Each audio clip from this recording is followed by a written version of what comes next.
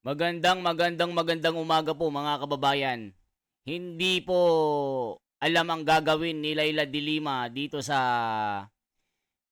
banat at gagawing hakbang ng Korte Suprema dahil po sa hindi pagbibigay galang ni Laila de Lima. Dahil po dito sa sinasabi niya na ang Korte Suprema daw ay nangingialam at sobra-sobra ang ginagawang hakbang para panghimasukan daw ang impeachment na kaso ni Inday Sara. Dahil dito mga kababayan, hiniling ng DOJ prosecutors na dito sa korte na i-convict muli si Laila de Lima. Naku po mga kababayan, dahil dito nanginginig si Laila de Lima at hindi alam ang gagawin mga kababayan. Ito na ba ang karma ni de Lima? Mga kababayan, ito na po, panoorin nyo. Hindi po natin papatagalin po ito. Naghain ng motion for reconsideration o apila ang panel of prosecutors ng Department of Justice o DOJ sa Regional Trial Court Branch 204 ng Muntinlupa City. Kaugnay ito sa pinakabagong desisyon ng mababang hukuman na pagpapawalang sala o pag-acquit kina dating Senador Laila de Lima at Ronnie Dayan sa kasong may kinalaman sa illegal drug trade sa New Bilibid Prison. Ito ang kaso na ni-remand o ibinalik ng Court of Appeal sa Muntinlupa RTC. Ayon sa prosekusyon, hindi nasunod ang direktiba ng Court of Appeals. Bigo umano ang korte na ipakita na ang recantation o pagbawi ng salaysay ng witness na si dating Bucor Officer in Charge, Rafael Ragos, na nakaapekto sa mga elemento ng krimen laban kina de Lima at Dayan. Ang orihinal anilang testimonya ni Ragos ay suportado ng testimonya ng ibang mga witness. Aligasyon lang din umano ang nasa recantation ni Ragos na napilit siyang idiin sina de Lima at Dayan sa kanyang unang affidavit dahil sa banta na ikulong sa krimeng pagkakasangkot sa illegal drug trading. Dagdag pa ng panel of prosecutors, walang naipresentang ebidensya si Ragos na pinilit siyang magbigay ng kanyang original statement. Hiling ng prosekusyon sa korte na gumawa ng panibagong desisyon at ideklara ang mga akusado o sina de Lima at Dayan na guilty sa isinampang krimen. Samantala, binatikos naman ng kampo ni de Lima ang hakbang ng prosekusyon at tinawag itong third jeopardy. Wala rin anya itong pagsang-ayon man lang ng Office of the Solicitor General. Dagdag pa ng abogado ni de Lima, wala na silang ibang magagawa kundi ikonsidera na maghain ng mga kaso laban sa DOJ prosecutors dahil sa umano'y prosecutorial misconduct. Binigyang diin ni de Lima na hindi na niya naiintindihan ang ginagawa ng prosekusyon matapos ang halos 7 taong hindi makatarungang pagkakakulong. Hindi na anya ito katawa-tawa kundi nakagagalit na. Dante. O yan mga kababayan, yan po ang naging hakbang ng kataas-taasang hukuman. Kasi naman, mga kababayan, mukhang hindi po nagbibigay respeto itong si de Lima. Ayon po sa mga reaction ng mga netizen, mukhang nagmamataas pa si de Lima sa Korte Suprema na parang pinapalabas po na mas magaling po siya kaysa sa Korte Suprema dahil po sa sinasabi niya na de Lima accuses Supreme Court of judicial overreach in asking info on impeachment. Kasi nga mga kababayan, nagbigay po ang Korte Suprema ng isang statement na itong nagsampa ng kaso laban kay BP Inday Sara sa kaso nga betrayal of public trust dito sa impeachment na magbigay ng mga basta may hinihingi po ang Korte Suprema na magpaliwanag tungkol dito sa kaso dito na isinampa kay Inday. Pero ang ginawa ni de Lima, binakbakan niya ngayon ang kataas-taasang hukuman. Hindi niya nirespeto ang kadakilaan ng Korte Suprema. Ito po ang pinakamataas na ahensya ng gobyerno sa pagpapatupad ng batas, mga kababayan. The three branches of government, ito yung the highest branches ng batas. Itong judicial, mga kababayan, wala kang dito. Wala kang laban dito. Huwag mong kakalabanin ang mga ito, mga kababayan, kasi sila po ang nangihimasok sa pagsasagawa ng pantay na pagtingin at pagpapairal ng batas. Dito sa kampo ni De Lima, nagsalita ng kung ano-ano laban sa Korte Suprema na parang sinasabi niya, "Ops, teka lang, Korte Suprema, mali ang ginagawa nyo. Bakit ganyan? Ang dami nyong hinihiling. In due respect." Sabi niya, mga kababayan. Kaya dito rumesbak ang Korte Suprema, mga kababayan, na hindi inaasahan ni De Lima. Sa tingin nyo, mga kababayan, bakit naman kasi, Your Honor, Madam De Lima, nire-respeto ko po kayo. Isa po kayong magaling na abogado, sabi nila. Pero bakit yung inaasta nyo po, mukhang hindi po kayo nagbibigay ng galang sa kataas-taasang hukuman. Di ba pinapantay nila ang batas na hindi makitaan ng pagkabayas? Ang ginawa nyo, para kayong isang pantas na mas nakakaalam ng batas. Naakala nyo, yung kadakumpas nyo, kayo ang nakakaalam ng bawat hakbang ng mga pantas. Mas pantas ho ba kayo? Mas magaling ba kayo sa Korte Suprema? Sa mga ginagawa nilang hakbangin para ipairal ang tamang pagtingin sa kasong ito na hindi pinapaboran ng kahit sino, walang kaibigan, walang kamag-anak, walang kumpa-kumpare. Pero anong ginawa nyo, Madam De Lima? Hindi nyo nirespeto ang hukuman na ito, mga kababayan. Sabi ng mga netizen, bakit naman kasi Madam De Lima, ang dami mo kasing satsat. Hindi mo ginalang ang Korte Suprema, yan tuloy, binalikan ka. Kaya sinabi dito na yung mga DOJ, Department of Justice, prosecutors, hiningi sa Korte Suprema na ibalik muli or i-convict si De Lima at Dayan. Nako, si Dayan kasama dyan. Hindi makalusot si Dayan. Babalik na ba si De Lima? Si dating Senador De Lima na isang abogada na ngayon ay isang congressman na magsisilbing prosecutors o hurado sa kaso ni Sara Duterte. Pero ngayon, kinalaban niyang Korte Suprema, eto na, binagsakan ng langit ang buhay ni De Lima kasi naninilikado, mga kababayan. Naninilikado kasi anumang oras ay babalik muli sa kulungan si De Lima.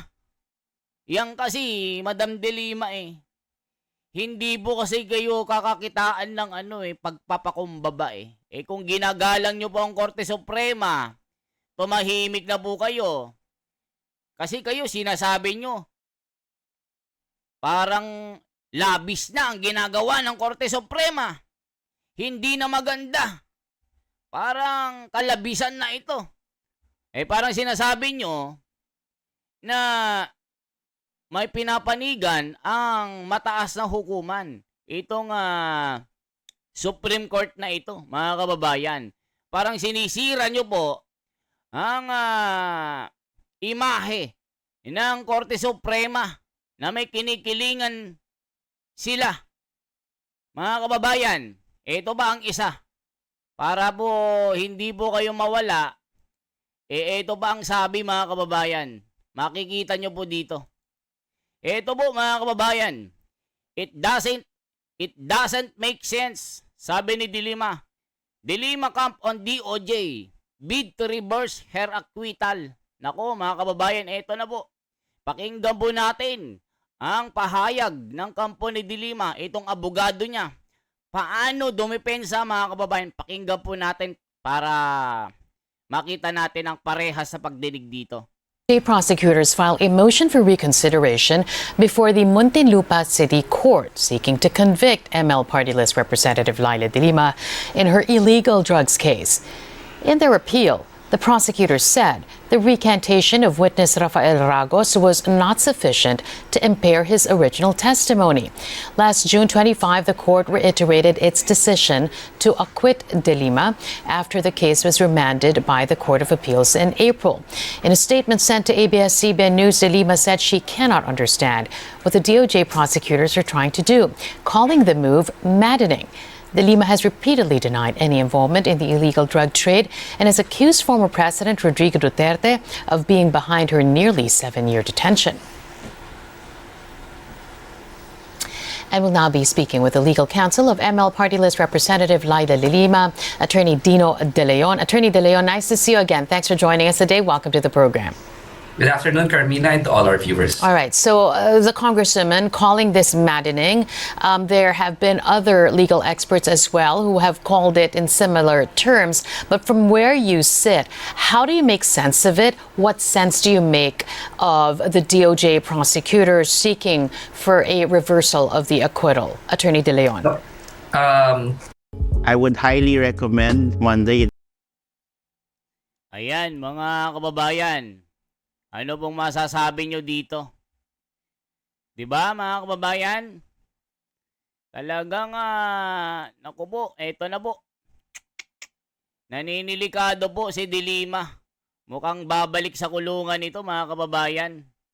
Talagang hiniling ng mga dito sa DOJ. Mga kababayan, i-convict muli dito sa kulungan si Dilima. Diyos ko Lord, ano kayang maging kapalaran? Sinayang nyo po ang pagpapalaya sa inyo kung sakaling makabalik kayo sa kulungan. Malungkot pa naman doon, madam. Sana irespeto nyo na lang ang mga ginagawa ng Korte Suprema kasi parang sinisira nyo kasi ang imahe nila Kaya yan, ginawa nila, ibabalik ka sa kulungan. Ayaw ko namang makulong ka, Madam De Lima. Siyempre, may edad ka na din. Parang si Tatay Digong, pero hindi nyo kasi ginagalang ang Korte Suprema ituloy natin. Mga kababayan, tuloy natin ito. Para mapakinggan natin ang dito sa abogado ni De Lima. Answer your question because the question is what sense do I make out of it because it doesn't make any legal sense. It's very explicit in the rules of criminal procedure that an acquittal is not subject to motion for reconsideration, but they've done that already before, and they in fact even elevated an acquittal to the Court of Appeals, unheard of in for us practitioners of criminal law. And then when it was again remanded to the trial court, and then Laila De Lima was acquitted once again, so twice acquitted in the same case. Again, they're filing for a motion for reconsideration, which again is prohibited by the rules. So this is a never-ending cycle of persecution, never-ending cycle of filing of bogus charges or pursuit of a bogus charge. And we don't understand it. It's, as Congressman Laila De Lima said, it's maddening because this is in fact in pursuit of the most expensive frame-up in Philippine history. So it doesn't make legal sense. That's first. The second thing I just want to say is, sa tingin nyo mga kababayan, isa lang gawa-gawa ang naging kaso ni De Lima. Kasi sabi niya kasi yung abogado, ito daw yung makasaysayan na tanim kaso, frame up dito sa dinanas ni De Lima na 7 taon na pagkakakulong sa bilangguan nung panahon ni Tatay Digong. So sabi ng abogado, mga kababayan, ito raw yung talagang tumatak sa history ng Pilipinas na frame up talaga ang nangyari kay De Lima. Sa tingin nyo, mga kababayan, bilang pantay na pagbibigay ng reaksyon, si De Lima ba ay biktima ng tanim kaso? Ito ba ay napagkaisahan din at napagkaitan din ng pagtingin ng batas? Ito ba'y frame up lang kaya nabilanggo ito? Yung kanyang mga kaso na mga droga doon sa kulungan ng Bilibid? Ayon dito sa sinabi ng abogado, ano masasabi nyo, mga kababayan? Kasi nung panahon ni Tatay Digong, nakulong talaga si De Lima. 7 taon po ito na hindi nakita ang araw. Na talagang doon siya na malagi ng matagal na panahon. Mga kababayan, nagbakasyon siya ng matagal doon. Nung panahon ni Tatay Digong. Ngayon, nung dumating si BBM, pinalabas ito sa kulungan. Tapos, after tumakbo bilang kongresista, nanalo, at naging representante ng ML, mga kababayan, itong liberal party ni De Lima. Tuloy pa natin. Anong masasabi nyo dito, mga kababayan? Is we have to remember that the panel of prosecutors is actually a representative of the people, number one, and number two, they're speaking for and behalf of the Department of Justice. So it's a little bit confusing because the Department of Justice already categorically stated through its own spokesperson, Asik Levano, that the decision of the Court of Appeals is not a reversal per se. And I'm quoting that, no? But the tenor of the motion for reconsideration seeks for the full reversal of the acquittal. So, is the Department of Justice actually still in control of this panel of prosecutors, or is the stand of the Department of Justice is it their stand to continue weaponizing the justice system against dissenters of the Dutertes, no? So, if that is not the official stand of the Department of Justice, So, parang sinasabi nila, mga kababayan, itong Supreme Court o Korte Suprema, may pagkabayas at parang pinapalabas sila, sabi ng mga dilawan, pinklawan at mga pulangaw na itong Korte Suprema daw, mayroon pang impluwensya si Tatay Digong. Kumbaga, mas kinakampihan daw ng Korte Suprema si Duterte, si Sara Duterte, dito sa impeachment. Kasi nga kung ano-ano daw ang hinihingi, mga kababayan. Kasi naman, Madam De Lima, dapat, alam nyo po yan, isa po kayong abogado, practitioner po kayo, litigator po kayo, humaharap po kayo sa mga kaso, alam nyo po, ang isang Korte Suprema, dito walang kinikilingan kahit sino.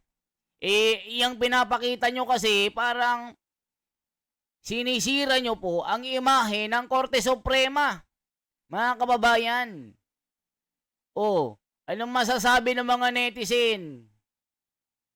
Ang sinasabi, si De Lima daw, frame up ang nangyari kaya nakulong. Mga kababayan, ano masasabi nyo dito? Kasi itong impeachment na ito, sinasabi nyo na malakas ang ebidensya na si Inday Sara naglustay ng pera. Pero sabi ng COA, malinis siya sa 3 taon na paggasta ng ibinibigay ng budget. Mga kababayan, pero ang ginawa, talagang halata na si Inday Sara talagang ginawa ng kaso. Pero anong nangyari?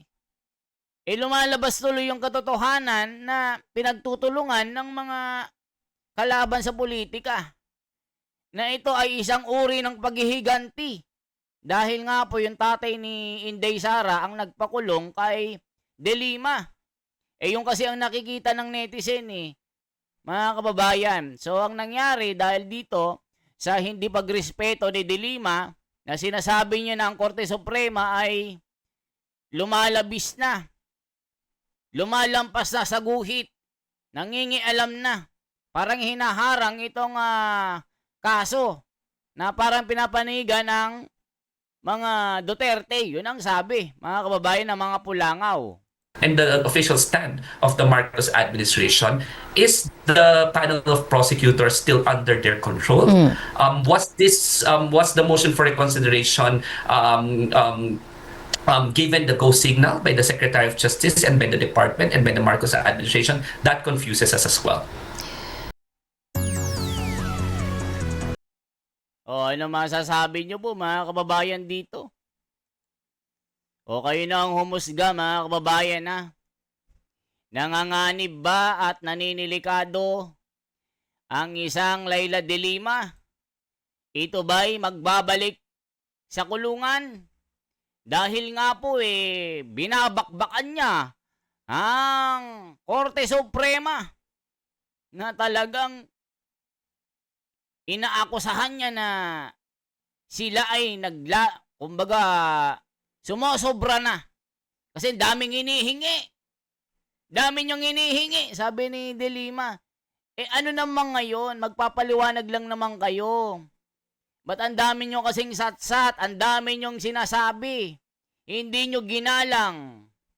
Itong Korte Suprema, abogado po kayo. Dapat alam niyo yan. Kinakalaban niyo ang Korte Suprema. Di ba may kaso ba kayo nakabinbin? Nako po, dapat hindi nyo kasi tinituligsa, hindi nyo kasi sinisira ang Korte Suprema na parang sinasabi nyo na may pinapanigan at nakikitaan ng pagkabayas. O yan tuloy, hiniling tuloy ng mga prosecutors ng Department of Justice na i-convict kayo muli. Kasama si Dayan dito sa kaso sa droga. Ayan tuloy, Madam De Lima.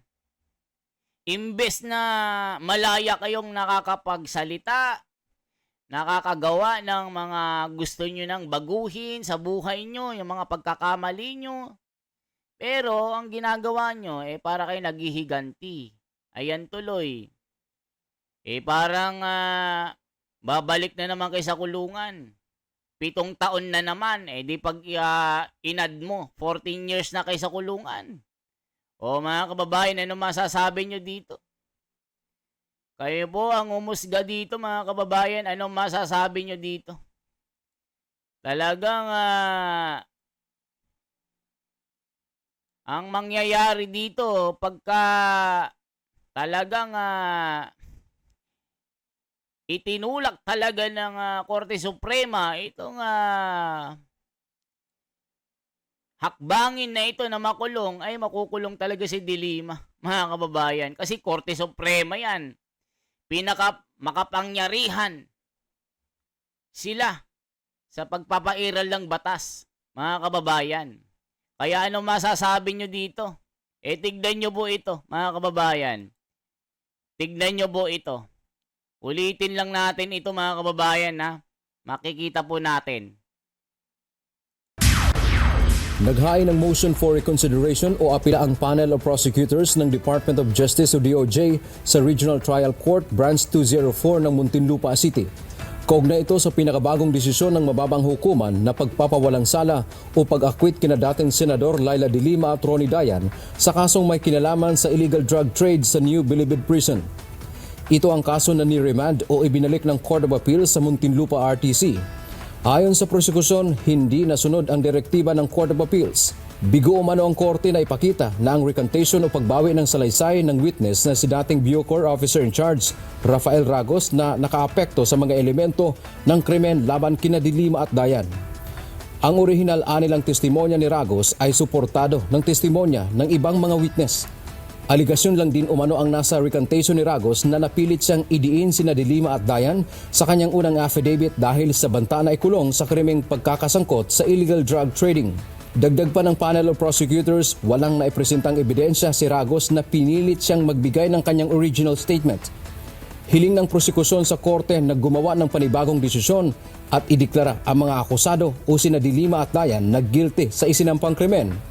Samantala, binatikos naman ng kampo ni De Lima ang hakbang ng prosekusyon at tinawag itong third jeopardy. O yan mga kababayan, nako, delikado talaga si De Lima. Naninilikado po. Talagang